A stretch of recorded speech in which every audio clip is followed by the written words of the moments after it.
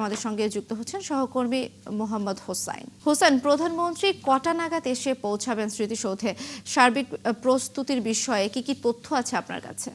দোলনা, প্রধানমন্ত্রী হিসেবে গতকাল শপথ গ্রহণের পর আজকে আনুষ্ঠানিকভাবে প্রথম কর্মদিবস বলা যায়। সেই জায়গা থেকে বিএনপির চেয়ারম্যান তারেক রহমান এবং নতুন প্রধানমন্ত্রী তিনি সকাল 10টার দিকে, অর্থাৎ একটু পরেই তার যে গুলশানের বাসভবন সেখান থেকে তিনি রওনা হবেন এবং 11টার একটু আগে তিনি সাভারের জাতীয় স্মৃতিসৌধে এসে পৌঁছাবেন এবং ঠিক 11টার সময় তার এই যে মহান মুক্তিযুদ্ধে আত্মদানকারী বীর সেনানীদের প্রতি শ্রদ্ধা জানাবেন তিনি এই জাতীয় স্মৃতিসৌধে।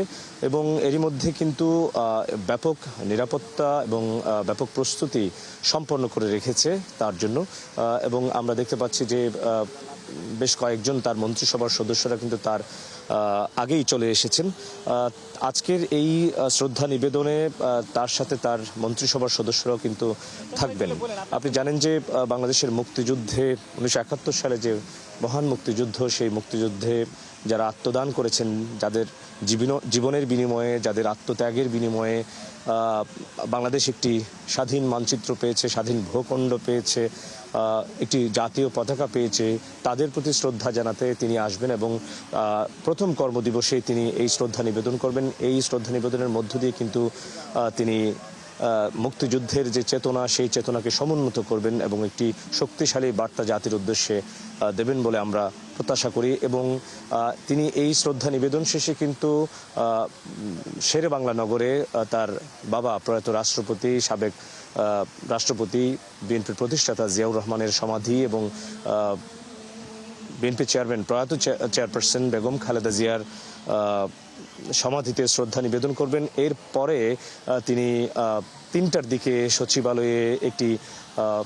বৈঠক রয়েছে, তার মন্ত্রিসভার বৈঠক, সেই বৈঠকে অংশ নেবেন এবং আজকের এই দিনে তিনি শ্রদ্ধা নিবেদনের পাশাপাশি এই প্রেসিডেন্ট শহীদ রাষ্ট্রপতি জিয়াউর রহমানের সমাধিতে শ্রদ্ধা জানানো, জিয়ারত করা এবং তার যে মন্ত্রিসভার বৈঠক, সেই বৈঠকের মধ্য দিয়ে কিন্তু তার আজকের এই প্রথম দিনের যে কর্মসূচি সেটি তিনি করবেন।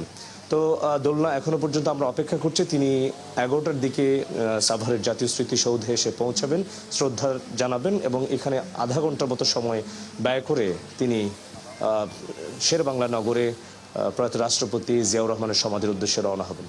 তো দোলনা, এই ছিল আমার কাছে সাভারের জাতীয় স্মৃতিসৌধ থেকে সবশেষ খবর।